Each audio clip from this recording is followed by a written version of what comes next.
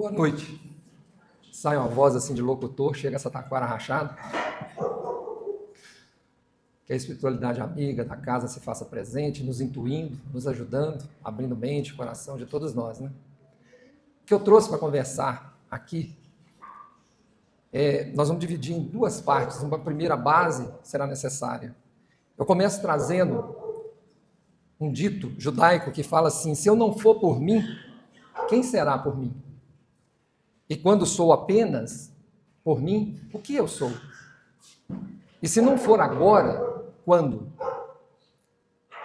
Esse dito, né, esse aforismo, vamos falar assim, está no Pirkei Avot, o livro dos judeus, que é chamado Ética dos Pais, e quem fala dele é Hillel.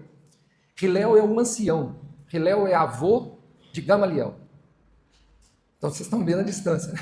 Gamaliel é um mentor espiritual, né, é o guia espiritual dentro do judaísmo de Paulo. Gamaliel, que foi o professor de Paulo. E o que esses livros deles falam? Eles não falam de estudos religiosos, eles falam de ética, eles falam de comportamento, eles falam de costume. O que ele está falando aqui? Se eu não for por mim, quem será por mim? Ele está falando de autonomia, ele está falando de responsabilidade. Mas ele fala logo em seguida: mas se eu for só por mim, o que serei? Aí ele já está falando de altruísmo. Ele está falando que o outro importa, e o outro importa e muito. Não dá para a gente esquecer o outro, né? Por pior que o outro seja, ele importa. E no final ele fala: e se não for agora, quando? Ele nos dá um senso de urgência. E não vamos confundir urgência com velocidade. Urgência é fazer o que tem que ser feito agora.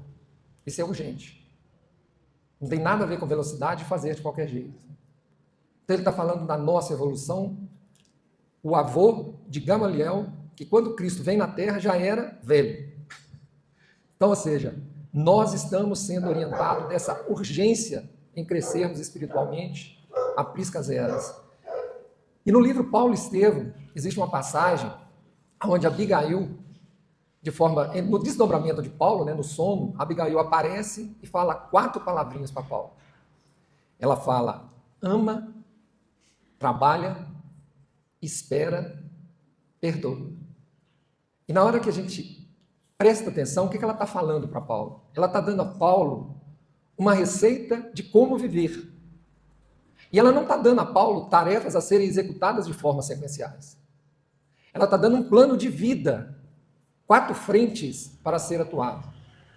Então, o que a gente pode atuar? Ama, trabalha, espera, perdoa. E falando um pouco de cada uma delas, vamos falar primeiro de ama. Nós já sabemos amar, como Jesus nos ensinou? O que vocês acham? Estou vendo as cabeças fazendo assim. A frase, quem responde isso para nós, é Emmanuel. Emmanuel fala assim: a sua justiça cheira vingança e o seu amor sobeja egoísmo. Ele tem essa frase. Você procurar aí não vou saber qual livro não, mas essa frase ela não me sai da cabeça. Você repara que o nosso amor tem posse. Eu amo meu filho, minha filha, meus pais, minha esposa, tudo tem posse. Nós não conseguimos amar da forma que Jesus nos ensinou a amar. Então, é uma frente de trabalho para a gente aprender. Mas existe uma forma de amar que a gente já consegue arranhar a casca do ovo, que é fazer caridade. Ontem, quem esteve no SEAC, viu a Sandra falando que o verbo que antecede caridade não é fazer, é ser. Né? Na hora que nós formos caridosos, né? Ou seja, o ser caridoso acontecer, aí nós vamos começar a ser caridoso igual o Cristo falou, né? É o BIP, né? Benevolência, indulgência, perdão. Olha o perdão de novo, que a Abigail fala para Paulo, aparecendo outra vez. A segunda coisa que ela nos falou foi trabalha. Então, assim, no caso do amor, né, voltando só um pouquinho, no caso do amor, então, se a gente começar a fazer caridade, a caridade material, vamos falar assim, a gente já começa a treinar, mas não é dela que o Cristo está falando, né? Porque benevolência, indulgência e perdão, hora nenhuma ele falou para distribuir cesta. Então, assim, não é que não devemos fazer isso, né? Temos que fazer, devemos fazer, né? Mas existe todo um outro trabalho de atitude perante o outro Mas se eu for só por mim, o que serei, né? Está lá a frase. Então, se eu não lembrar desse cuidado para com o outro, da minha forma de relacionar com as pessoas, aí eu vou perder o melhor da caridade, que é a convivência, né? Então, eu perco aquela convivência onde eu vou aprender com cada um daqueles meus irmãos, que naquele momento se parecem como necessitados, mas, na verdade, é eu que sou o maior necessitado de aprender a fazer o processo. Então, essa é a parte importante. Na hora que ela fala de trabalho, nós vamos buscar um conceito que está no Livro dos Espíritos. Qual é a definição no Livro dos Espíritos para trabalho? É qualquer uso útil do seu tempo. Note que eles não falam uso do seu tempo no bem. Eles falam uso útil do seu tempo. E por que será que eles não falam no bem? Vamos fazer alguns exercícios aqui. Por exemplo, uma coisa que às vezes eu noto que casais brigam, né? A doce tarefa de arrumar a cozinha. Não é? Isso é trabalho? O que vocês acham? É trabalho. E por que é trabalho? Porque a fada do dentinho, ela existe. Né? Se você pegar o dentinho, colocar debaixo do travesseiro, a fada vai vir, vai levar o dentinho e vai deixar a moedinha. Mas a fada da cozinha, ela não existe, não. Não adianta pôr panelinha suja na cozinha, pratinho sujo, tudo sujo, que não vem fada da cozinha trocar por vasilha limpa. Então, por que é trabalho? Porque você está dando um uso útil ao seu tempo. Você está ajudando na harmonia da sua casa. Então, é um trabalho. Ah, não. Trabalho é quando eu estou fazendo caridade também. Mas depende também do humor que você vem fazer caridade. Ó, precisamos daqui a 5h30. 5h30? Não. Mas você olha, porque nós temos que preparar e não sei o que, aquele troço todo. Aí você vem com mau humor, né? Aquele mau humor característico de pessoas que gostam de acordar cedo, né? Mas tem pingueira na casa e fica pingando água amarga na boca dele a noite inteira, e a hora que ele acorda, já acorda de mau humor, né? Então, isso aí já não é trabalho. Quer ver outra coisa que é trabalho? Por exemplo, fazer compra é um trabalho. Por quê? Porque precisa. Então, na hora que você começa a ver o que é trabalho, para ficar mais fácil, qual é a definição de mal? A definição de mal é uma intervenção indébita na harmonia divina.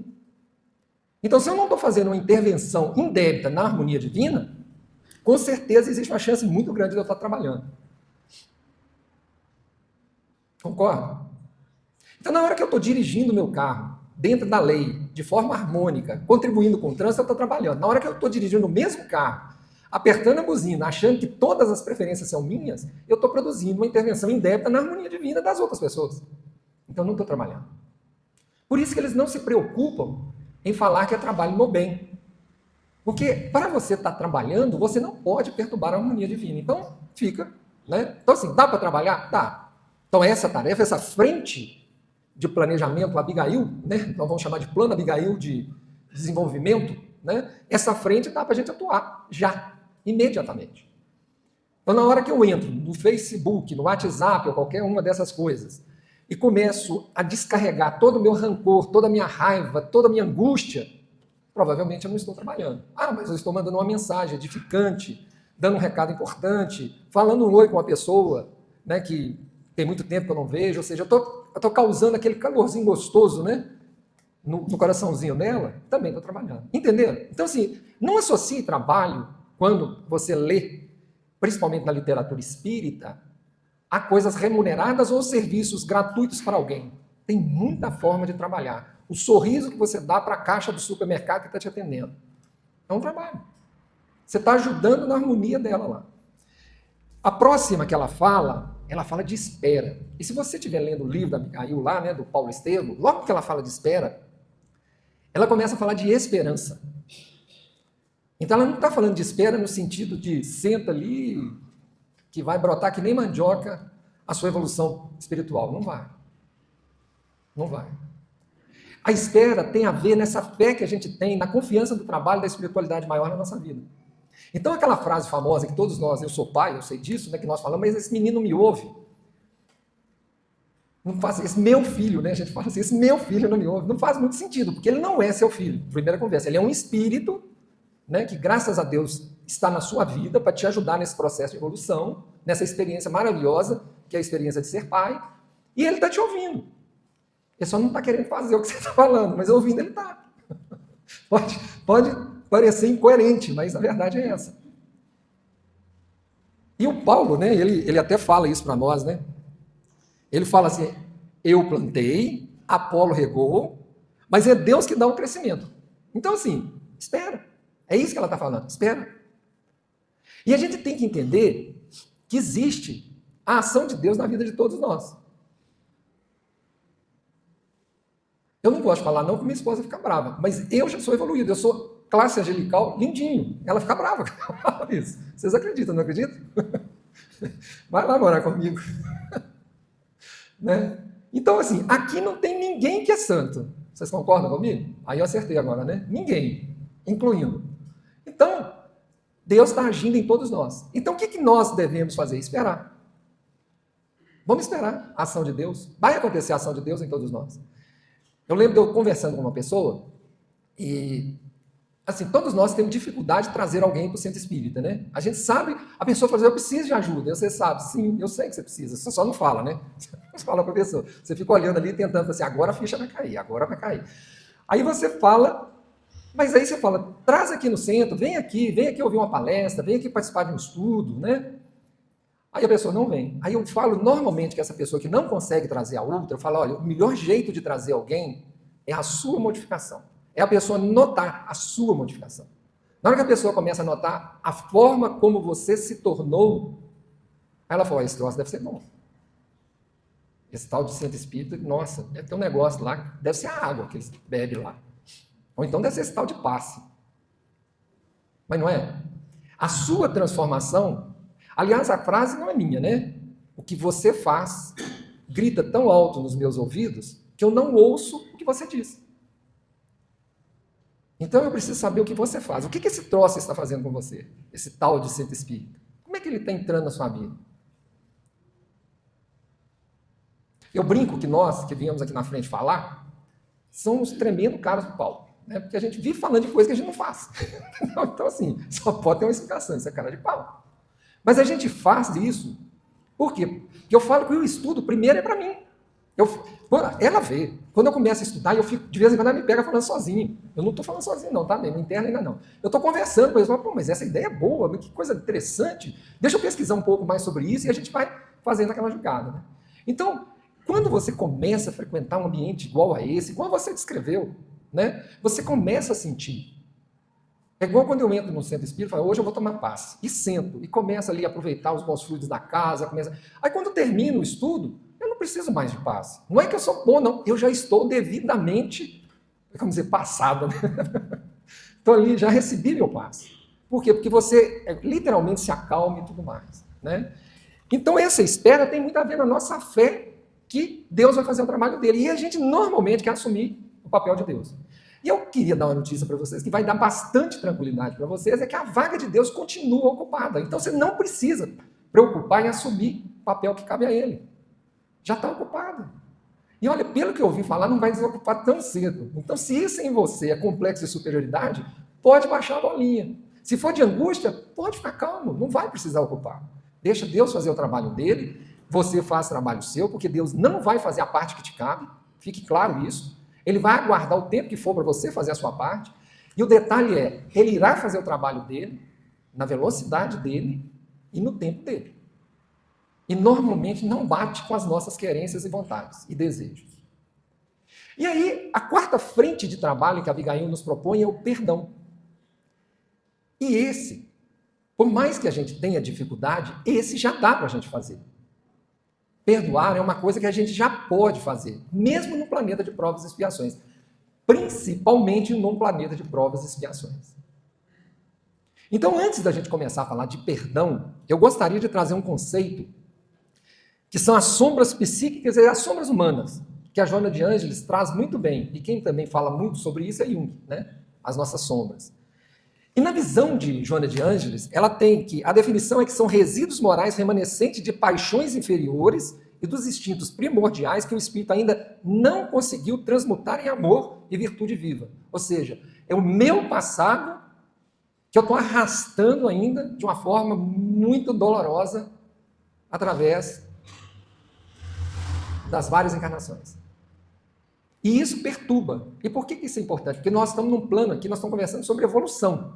Eu começo falando que lá com Hillel ele já deixa uma frase. E quem que é Hillel? Eu só esqueci de falar isso, fazer essa propaganda. Hillel é aquele que traz uma das frases que saiu andando por todas as religiões do mundo, começou lá no confucionismo, lá, faça ao outro o que você gostaria que fizesse a você. Hilel é história, porque tinha Hilel e Shammai, né? Deixa eu contar essa historinha que vale a pena vocês prestar atenção. O Shammai ele era mais ao pé da letra, Hilel não, ele tinha mais misericórdia ao ler o Torá, né? E aí um dia está Shammai batendo com o cajado num sujeito na porta lá como é que chama a igreja deles? Não esqueci agora. Estava lá batendo. Lá. E aí ele chega e pergunta, o que está acontecendo? Né? Aquele jeito, né? Para que essa agressividade toda? Né? E aí ele fala, olha, ele está desrespeitando a Torá. Mas o que ele disse? Aí o rapaz repete, fala, olha, eu pedi que ele me explicasse a Torá enquanto eu aguentasse ficar num pé só. Tá vendo? Aí o Hilel, na hora, olhou para ele assim, faça aos outros o que você gostaria que te fizesse. O resto são comentários. Hilel é que traz essa frase, e essa frase é repetida pelo Cristo. Então você vê, teve lá no Confúcio, depois passou na Índia, veio nos judeus, passou por Cristo, chegou no Paulo, está até nós. Está aí conosco até hoje. E nós não aprendemos. Né? Então, isso é o que? São essas sombras. E qual que é o processo? Por não sabermos produzir o bem em sua plenitude, esses detritos do egoísmo impregnam a nossa mente e passam a entregar de forma temporária a personalidade consciente, gerando distúrbios emocionais. Ou seja, aquilo que eu tenho lá de trás, né, de vez em quando, ela aparece, uma pequena sombra, acontece um evento e de repente você fala, mas por que eu estou com inveja dessa pessoa? Eu estou com inveja dela. Deixa a pobre coitada lá, de bem com a vida, você não tem nada. Mas não, existe um passado seu e essa sombra começa a aflorar e você não consegue controlar. E aí ela começa a falar, muitas dessas vezes é a lei de causa e efeito atuando. Muitas dessas sombras são frutos de abusos e negligências de encarnações passadas. Olha que tristeza. Abusos e negligências que reaparecem no painel da encarnação atual, exigindo reparação e disciplina. Então, aquilo que te acontece, que hoje você chama de uma experiência amarga, difícil, ruim, nada mais é da lei de causa e efeito atuando em nós. Porque a gente quando não entende muito bem a tal da lei de causa e efeito, o que a gente faz? Né? Quando um evento acontece, e normalmente a gente se coloca no papel de vítima, a gente trava até os dentinhos, né? Porque a gente já aprendeu, nós somos espírita, a gente não briga mais, não xinga, né? A gente trava os dentinhos assim, faz aquela cara de, né? Mas a lei de causa e efeito, aí você fala, gente, não é, a lei de causa e efeito não é para rogar uma praga na pessoa, não. É para outra coisa. Mas quando você está sofrendo a ação da lei de causa e efeito em você, você não enxerga. Nós não enxergamos. A gente se acha uma vítima do processo. A verdade é, alguma coisa a própria da Valena fez para me aceitar como marido. É verdade, eu falo para ela. Olha que bom, já está adiantando o karma dela. Não é? Uma visão melhor? Está adiantando seu karma, bem. Essa coisa que você chama, esse doce marido na sua vida é isso. Adiantamento de karma. Entendeu? Então ela fala, a sombra torna-se densa devido aos abusos éticos de épocas passadas. A reencarnação é o laboratório sagrado para diluir essa densidade por meio do aprimoramento moral ativo. O que nós estamos falando aqui? Não dá para eu terceirizar a minha melhoria moral. Você vai no centro hoje? Põe meu nome lá no livro de vibração, eu vou pôr. Mas eu não te garanto que vai ter vibração para você, não. Eu só põe seu nome. Meu papel é pôr o nome. Mas a sua parte está sendo feita? Você viu o que ele falou? Da necessidade de a gente estar presente e tudo mais? É a mesma frase do Hilel. Mas se eu for só por mim, nossa, os amões, se eu for só por mim, o que eu serei? Eu tenho que ter esse cuidado. Então, essa convivência é ótima. Mas melhor que essa convivência, porque na hora que nós estamos aqui, todos nós somos educados. Literalmente, nós somos docinhos, classes angelicais. Lá fora. E no dia a dia? E no trânsito? E aquela reportagem sobre corrupção, como é que eu reajo? Vocês já pararam para pensar? Então, aí eu começo a conviver com as pessoas. E a convivência com pessoas produz um negócio chamado de calor humano. Não é verdade? Às vezes esse calor ele é meio forte demais. E aí produz o que em nós? Uma mágoa. Eu estou errado? Produz uma mágoa. Mas fulano não podia ter feito isso. Mas a mágoa não é ruim. A mágoa é porque está mostrando a você que você ainda não tem capacidade espiritual nem emocional de conviver com o outro. A frase não é minha. Dizem que a frase é do Chico. Ao outro, a mim, né, como é que é? Ao outro eu dou o direito de ser como quiser. A mim, a obrigação de ser melhor a cada dia. Então, aí produziu uma mágoa. E a mágoa, o que ela fala? tem uma resposta rápida nossa, né? Isso faz com que a gente tenha transtornos, desconforto, e a gente sente uma agressão psicológica em nós. É verdade. Eu não sei vocês, estou falando de mim, né? E isso nos produz uma certa melancolia, uma tristeza. E aí a gente começa a perder assim, aquela luz que a gente via no mundo, né? Que você acorda de manhã, tudo está brilhando, né? A sua paz de espírito, você começa a perder. Aí você começa a pensar, não foi tanto assim, não. Não, mas fulano é tão gente boa, tadinha, devia estar num dia ruim, né? Não é assim? É desse jeito. Acontece com todo mundo. Aí você tem aquela reação, né? Depois na hora que eu encontrar, eu converso lá com ela, né? Porque antes não, eu vou lá e até o dedinho para cima, assim, eu vou falar umas verdades, né? Normalmente quem gosta de falar a verdade tem uma dificuldade muito grande em ouvi-las, tá? Mas isso é detalhe. Então eu vou lá. Né? Aí você já está disposto até a chamar a pessoa de novo para sair, porque era uma grande amiga ou um grande amigo seu. A única tristeza é que é torce para o outro time, ou você torce para um e torce para o outro. Mas que coisa mais divertida que assistir um jogo de futebol, cada um torcendo para um time. É muito bom, ué. Aí um brinca com o outro ali o tempo todo. Né? Aí você até... Mas aí existe a manifestação, né? Como é que é? O que o outro é? Né? Manifestação de Deus em minha vida, né? Causa primária de todas as coisas. Aí no caminho você encontra com um irmãozinho que viu a cena e que aí, em estado espiritual e emocional, é ainda piorzinho que você. Você já não está lá aquela, né? Como diz o Bambambam da Balachita, né? Parece aquela coisinha mais ralinha assim, mas é um absurdo. Eu estava pensando, que se fosse eu fazia, eu acontecia.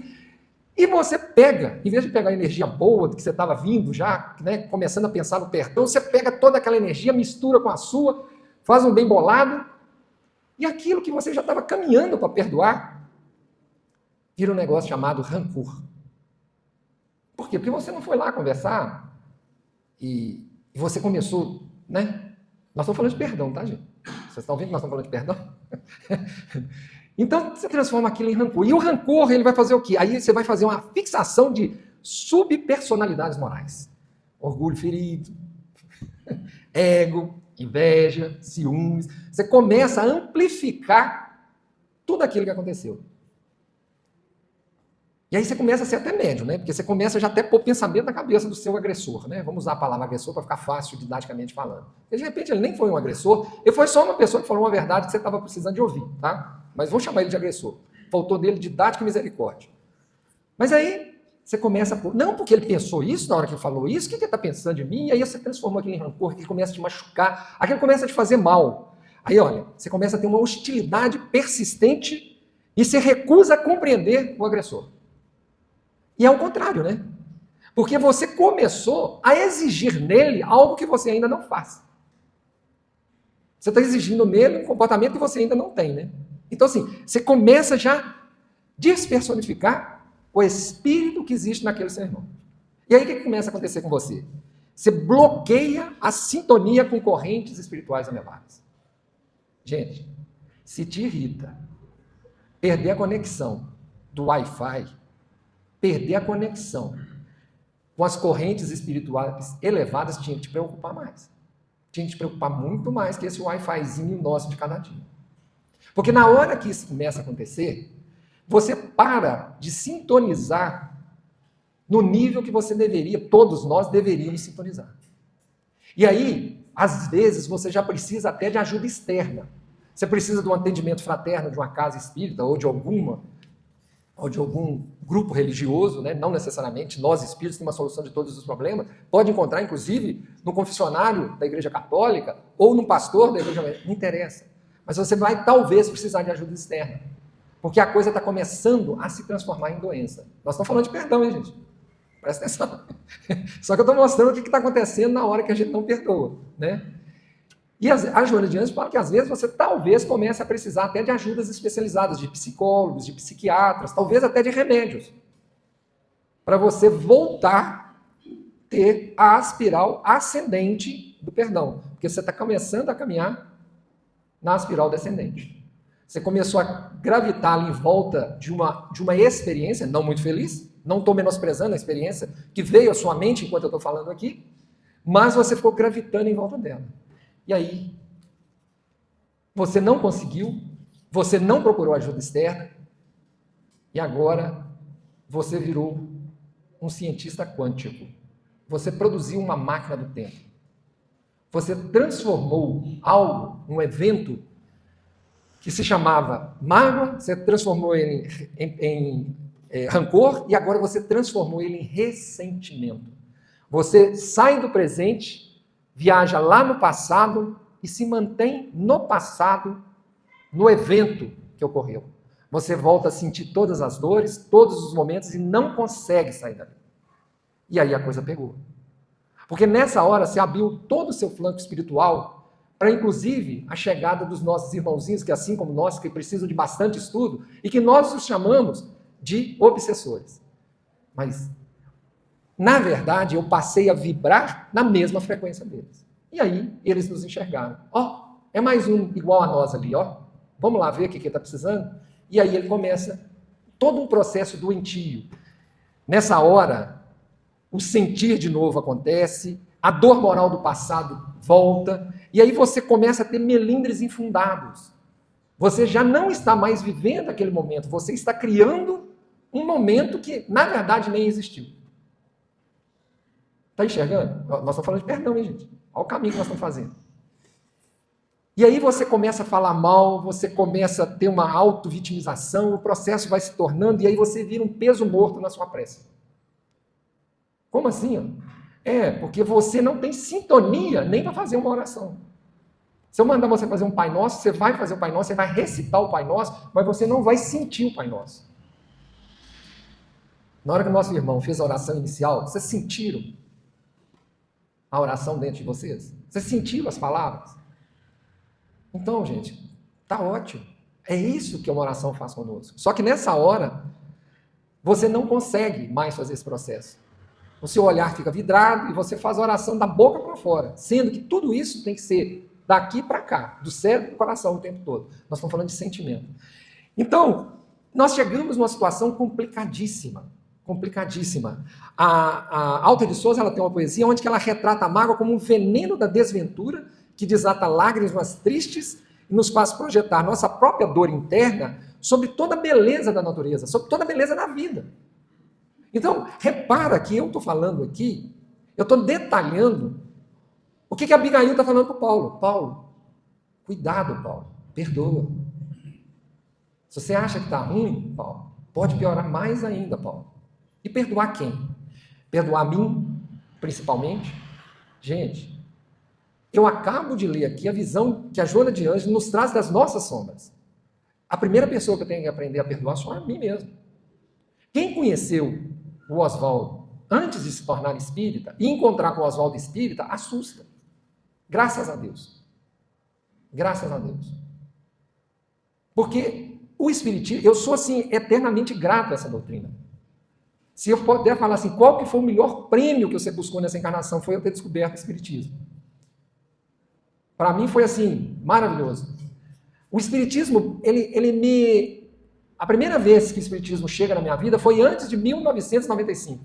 Um amigo meu espírita chega e me dá o livro dos espíritos. Eu virei para ele e falei, vou ler esse trem não. Falei desse jeito, olha como é que eu era delicado, como é que eu sabia me comportar como pessoa. Vou ler esse trem não. Eu ainda não li a Bíblia, eu sou católico, ainda não li a Bíblia. Não vou ler esse trem não. Ele pegou, tomou de volta. Aí, Rafael nasce em 97. Isso. Em 97, Valene e eu estávamos morando lá em Santos, eu numa obra louca, né? Em 97, esse amigo meu de novo ia com um livro. Eu falei, você trouxe para ler? Eu falei, enquanto eu olho aqui o sistema, porque naquela época eu trabalhava com engenharia de automação industrial, e quando você dava um comando no computador, você podia abrir um livro e ler, porque o computador não era igual hoje, né? Ele levava um tempo para processar aquela coisa toda. Eu falei, enquanto eu estou aqui compilando aqui, eu vou lendo.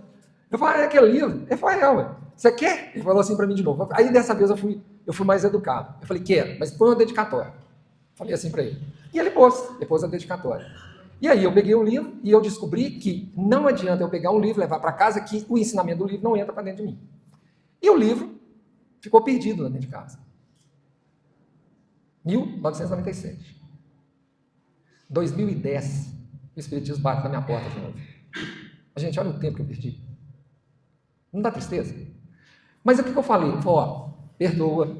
Você não tinha ideia do que era a doutrina, né? Você não conseguia avaliar a doutrina da forma que é. Você achava que você entendia de tudo. Você era engenheiro de automação, supra-sumo da balachita, bam, bam, bam. Né?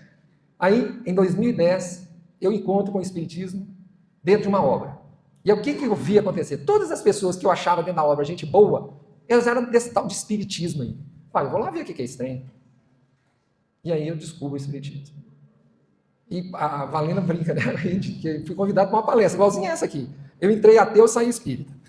Foi muito engraçado. Coisa que muito espírita, né, velho, não fez, eu fiz. De cara eu li os 5 livros. Eu li os 5 livros. Eu queria entender. Então, assim, às vezes a solução bate na porta. Só que a gente não está pronto. E eu precisava muito, quando eu encontro com esse meu colega em 97, eu precisava demais do Espiritismo. Eu sei que eu precisava. Eu sei tudo o que aconteceu comigo de 97 até 2010. Mas eu não quis tomar o remédio. E aí, apesar de eu falar aqui, né, que nós falamos que você não perdoou, né, nós estávamos andando na rua, encontramos com aquele amiguinho, não sei o quê, não perdoamos, aquela coisa toda, virou mágoa, depois virou rancor, depois virou ressentimento. E aí eu mostrei para vocês o tamanho da bola de neve. Mas agora nós temos que lembrar que em Coríntios, capítulo 10, versículo 13, Paulo fala: não sobreveio a vocês tentação que não fosse comum aos homens, mas Deus é fiel. Ele não permitirá que vocês sejam tentados além do que podem suportar. Antes, quando forem tentados, ele mesmo providenciará um escape para que possam suportar. Meu escape aconteceu em 2010, né? Espero que... E aí, o que André Luiz fala? André Luiz fala o seguinte: quando chegar a mágoa, hein? Lá no primeiro nível lá você veio descendo, você veio para as zonas umbralinas, né? Quando chegar a mágoa, ele falou assim, ó, receita dele, a desvalorização da ofensa e a ação imediata no bem. O que ele está falando? A gente minimiza o efeito da coisa. Minimiza. Gente, o que o outro pode te dar de testemunho? Aquilo que ele tem. Se ele não tem, não adianta você esperar. Ele não vai te dar. Então, minimiza. Sabe aquela benevolência, aquela indulgência, aquele perdão que você gostaria que Deus, o Cristo e todas as pessoas da humanidade tivessem em relação a você? É disso que nós estamos falando. E ele fala, olha, no erro pessoal, ele fala, cara, reajusta o caminho e vai sem vaidade. Vai embora. Hashtag temos junto, ó, Cristo, estamos juntos aí, ó, desculpa, vamos embora. Queda moral, levanta e prossegue. Eu até falo, ó, queixas inúteis não quitam débito. Ele vai falando, deserção de amigos, né? Poxa, mas que amigo mais ingrato, quando precisou de mim estava aqui, agora que não precisa mais. Que bom! Você foi médico na vida dele. Já imaginou se todo paciente que o médico curar tivesse ficado grudado no médico? Que bom ser um amigo que foi curado por você e agora ele seguiu o rumo dele. Ah, não, mas depois que ele ficou rico, ele ficou assim nojento. Que bom! Ele já era nojento, você só não descobriu antes. Que bom! Menos uma pessoa nojenta na sua vida. Aprende a ser grato a Deus. O André Luiz fala o seguinte, árvore, para crescer, às vezes ela tem que podar alguns galhos. Vai ver que esse amigo seu é poda. Nas dores do lar, e eu não vou falar nada do lar, porque todo mundo sabe que é o primeiro cadinho onde temos que exercer a misericórdia, a tolerância, a paciência e tudo mais. Prejuízos do mundo, gente, prejuízos do mundo, é muito bom a gente lembrar que precisou do seu CPF, não te pertence. Você precisa do seu CPF para falar assim, isso é meu. Ah, é seu por quê? Está aqui, ó, meu CPF aqui no carro. Então, não é seu. Sabe por quê? Porque se você desencarnar, não tem caixão para carro, não tem caixão para casa, não tem caixão para conta bancária.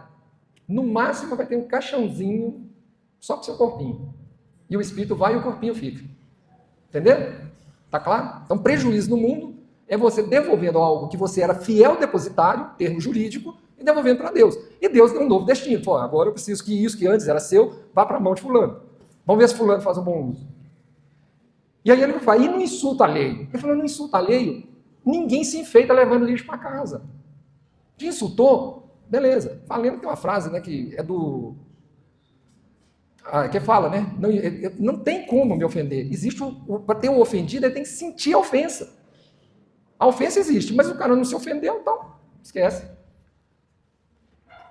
Agora, o Emmanuel, o André Luiz, ele é mais direto, né? Mas o Emmanuel, ele fala o seguinte, a primeira coisa que ele fala para nós é cuidado com o revide.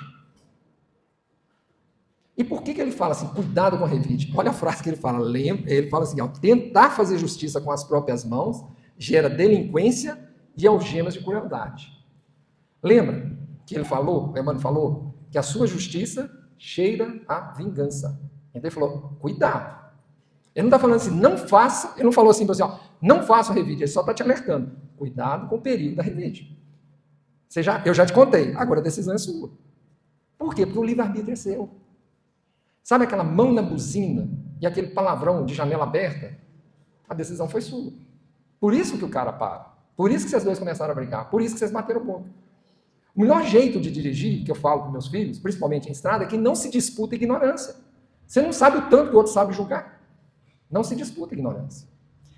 E aí ele fala que a caridade tem que ser recíproca. E por que a caridade tem que ser recíproca? Porque ele fala que nós somos devedores insolventes da tolerância divina. Olha que termo, gente. Devedores insolventes da tolerância divina. Por mais que a gente queira pagar a tolerância que Deus tem para conosco, nós vamos ter muita dificuldade. Tem certeza que esse relógio está adiantado? Nossa, estou dando desespero aqui. E aí, ele fala que todos nós temos que ter essa misericórdia para com todos, porque todos nós sabemos o nível que nós estamos e todos nós precisamos da tolerância de todos nós. Então é por isso que ele está falando que a caridade tem que ser recíproca. É minha para com o outro e do outro para comigo. Ah, mas o outro não faz comigo, não interessa, eu não quero saber do outro, eu quero saber de você. Você faz com ele? Joia, tenha a sua paz de espírito. E aí ele termina falando, a vacina do amor, que fala assim, o perdão tem que ser irrestrito. Ele é o único capaz de dissolver o lodo da ignorância.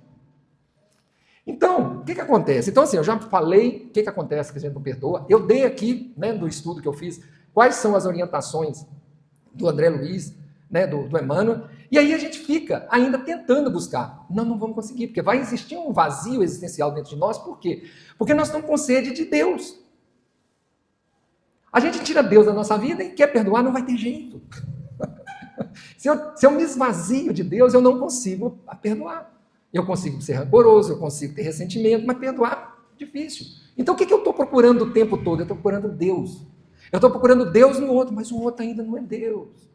Tadinho, ele nem evoluído é. E nessa sede de procura de Deus, eu fico infernizando o pobre coitado. Exigindo dele atitudes que ele ainda não está pronto para ter. Olha que tragédia. E aí, eu vou... Não tem jeito de não falar disso, né? Vocês me desculpem. Nós vamos aqui até às 10 horas, mas tem que falar. Então, o que acontece? O Cristo vira para nós e fala o quê? Gente, venham as minhas criancinhas. Nós temos que ter o mesmo comportamento da criança. Como é que a criança briga? Quem é mãe aqui de criança pequena sabe. Briga na festa. Mas parece que o mundo acabou. É um chororô, todo mundo tentando explicar ao mesmo tempo. Aí as mães recolhem, cada um recolhe seu filhinho. E aí que as mães já começam a rir uma olhando para a outra. Porque daí a pouco um já chega para cima do outro. Quer todo mundo brincar de novo. Que é muito mais divertido brincar do que ficar cada um do lado da saia da mãe. Aí todo mundo começa a brincar, esquece. Se você perguntar, nem vai lembrar da briga. Nem vai lembrar. Então, não estou falando aqui de ser igual criança, ser infantil. Ele fala o seguinte, nós estamos falando de você conquistar essa simplicidade emocional, essa pureza de sentimento, essa ausência de malícia, essa autoconfiança no Criador. É a libertação final da sua máscara em relação ao seu ego. Olha que coisa bacana. É disso que ele está falando. E o que o livro dos Espíritos fala? Qual é a melhor forma para nós evoluirmos? Questão 919. Conheça a ti mesmo. Tem coisa que você já é capaz de fazer, mas tem coisa que não. Eu vou te dar uma dica. Se toda vez que você entra no seu carro, a única coisa que você sabe fazer é xingar, e você é o melhor motorista de Varginha, para de dirigir. Isso está te fazendo mal. Entendeu? Para. Começa a andar de ônibus. Começa de novo. Você lembra quando você andava de ônibus? Lembra de chuva? Eu estudei lá em Belo Horizonte. Eu morava no Betânia, estudava no UFMG lá no campus. Eu tinha que atravessar a cidade. Dava para dormir no ônibus. Você acha que eu xingo quando eu estou dentro do carro? O que vocês acham? Nossa, eu dentro do carro. Eu acho o melhor lugar do mundo. Música, você escolhe a música que você quer ouvir. Não é? E aí, a outra coisa que a gente tem que prestar atenção, que questão 630 e 631. O que eles falam? Aonde está guardada a lei de Deus? Na sua consciência. Para todos nós. O detalhe é, você lê a lei de Deus de um jeito, eu leio de outro, outro lê de outro, porque por causa do nosso nível. Você acha que seres angélicos têm dificuldade em entender a lei de Deus? Não. Essa confusão que acontece é por causa do nível que nós estamos. E aí eu vou fechar aqui, falando com vocês. Se a ofensa bate à sua porta, pratique o esquecimento imediato do mal por meio do trabalho operoso de servir ao próximo. O perdão é irrestrito, é a única forma capaz de clarear nossas próprias estradas rumo ao luminoso, ao nirvana. É a conquista da paz inabalável. E Paulo, Filipenses 3, 12 a 15, ele fala o quê? Ele fala, irmãos, não pensa que eu mesmo já tenho alcançado, mas uma coisa eu faço, esquecendo-me das coisas que ficaram para trás e avançando para que estão adiante, prossiga em direção ao alvo, a fim de ganhar o prêmio do chamado celestial de Deus em Cristo Jesus. Todos nós que alcançamos a maturidade devemos ver as coisas dessa forma. E se em algum aspecto vocês pensam de modo diferente, isso também Deus esclarecerá. Lembra do espera? Serve para você também. Não é para Paulo só não, serve para todos nós. Esperando Deus agir em nós. Agora, a última frase dele é maravilhosa. Seja como for, vivamos de acordo com o que já alcançamos. E aí eu termino com Ovídio. Ovídio foi um poeta que viveu de 43 a.C. até 17 depois de Cristo. Ou seja, quando ele sai daqui, Cristo era um adolescente, para aquela época já era adulto, né? Mas para hoje seria um adolescente de 17 anos. E o que ele fala? Ele fala assim, perfect et obdura doloic tibi prodere olim, que quer dizer o quê? Suporta com paciência e ser duro. Essa dor te será útil um dia, no futuro. Ama, trabalha, espera, perdoa. E o resto? O resto são comentários. Tá bom? Gente, muito obrigado pela paciência de todos vocês. E desculpe aí terminar em cima da hora. Obrigado.